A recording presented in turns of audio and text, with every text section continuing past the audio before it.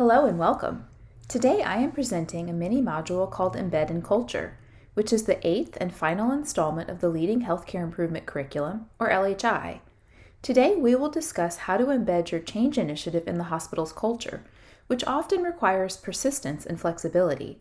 We will also review the importance of adapting your intervention to fit the organization's culture to increase adoption and long-term sustainability. Let's start by revisiting where we are in the LHI model. Now that you have started to build momentum for your project, you need to embed your project in the organization's culture. It's a last step, but it's part of a cyclical model, so it may need to be revisited from time to time. Now we'll review the goals of today's module. After viewing this session, you should be able to summarize the important role that culture and context play in organizational change and project implementation, and describe how understanding organizational culture can inform your implementation efforts. We'll begin our discussion with organizational culture. You must understand the organizational culture before you can change it, and it is critical to adapt your change initiative to fit with the local culture to promote long-term sustainability.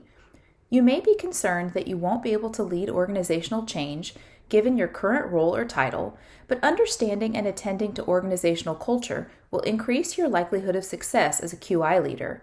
In addition, learning about organizational culture now can set you up for success when you find yourself in a more advanced leadership position.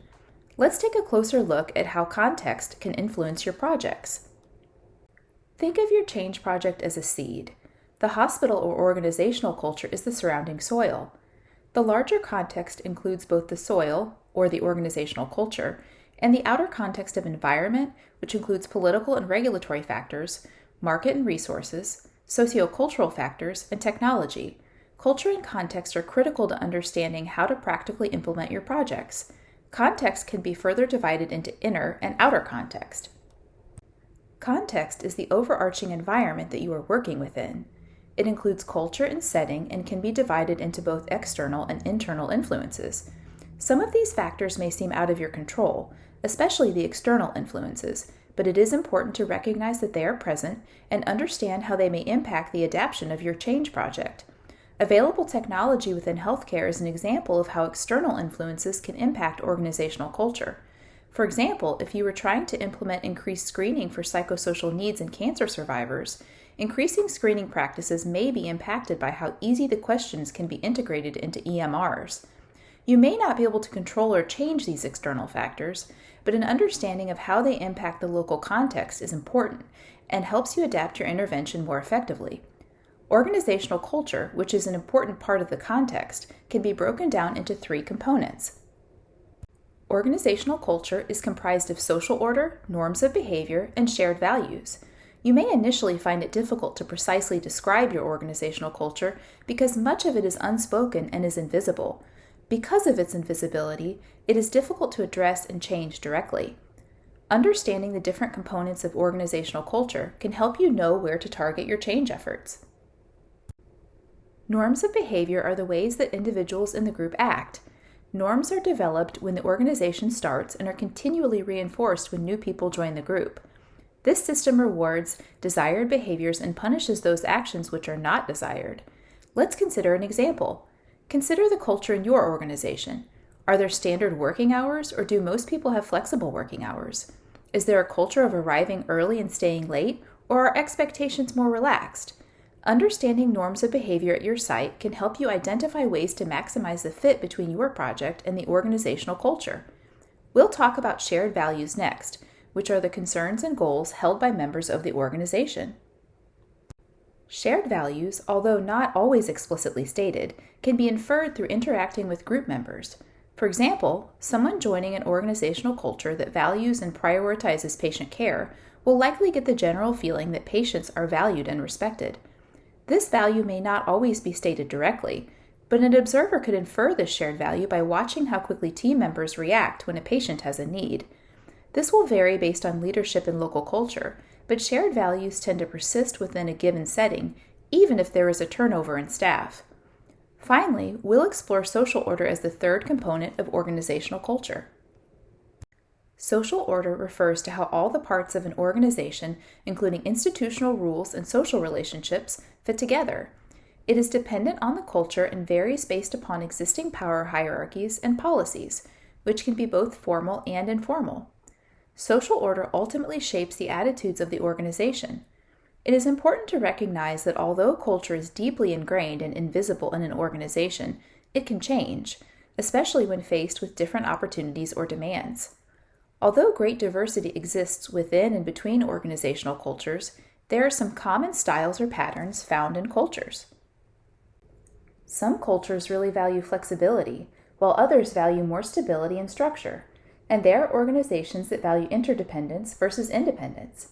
There are 8 distinct cultural styles, and we'll talk about a few of the styles depicted in this image now. The caring style focuses on relationships and mutual trust, and having a warm workplace. Employees are united by loyalty, leaders emphasize sincerity, teamwork, and positive relationships. The purpose style emphasizes idealism and altruism, where people try to do good for the long-term future. Employees here are united by focus and sustainability. The learning style is characterized by exploration, expansiveness, and creativity. Work environments are inventive and open-minded, and employees are united by curiosity. The authority style is defined by strength and decisiveness. Work environments are competitive where people want to gain personal advantage. Leaders emphasize confidence and dominance. The order style focuses on respect, structure, and shared norms. Work environments are methodical places where people tend to play by the rules. Employees are united by cooperation, and leaders emphasize shared procedures and time-honored customs. Finally, the safety or planning style is embodied by caution and preparedness. Work environments are predictable places where people are risk-conscious. Employees want to feel protected and anticipate change, and leaders emphasize being realistic and planning ahead. Healthcare falls more in this bottom right corner with safety and order styles, but as it tries to move more toward a high reliability organization, it may move closer to flexibility. Knowing how to analyze your own organizational culture is important for making lasting change. Listed on this slide are potential inhibitors of your project from within the culture. You can see how norms of behavior and shared values can derail a project. By understanding what you need from the culture as well as how much resistance you will come across, you can use it to make changes to your intervention or how you communicate about your intervention. This is a quick example of how you can think about identifying and managing barriers as you work to embed your intervention in your culture. Understanding your organization's culture helps you identify areas where you can adapt your project to better fit the organization's culture and ensure the project is sustainable over time.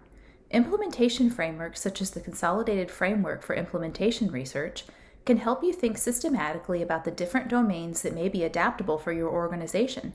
We'll talk next about the benefits of aligning your project with the organizational culture. Aligning your project with the organization's goals confers many benefits, including support from the organization, which can come in a variety of forms. For example, organizations can provide rooms for training or support technology. They can allocate funds or include the project's administrative duties in someone's job description.